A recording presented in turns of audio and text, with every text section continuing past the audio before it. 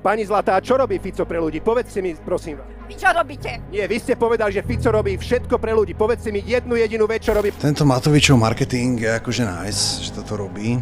Myslím si, že sa tam aj ocitnú ľudia, ktorí mu normálne dajú argumenty Matovičovi. Samozrejme, že to nezverejní, takéto debaty. Zverejňuje len tých akože úplných tupcov, dementov, ktorých je strašne ľahké argumentačne rozbiť a potom pre toho diváka to vyzerá, že každý volič Smeru je úplne mimo. Za to, čo Matovič je skvelý. Ale spomente si na to, na tie roky 20 až 23, keď bol Matovič premiér, teda časť z toho, keď bol premiér.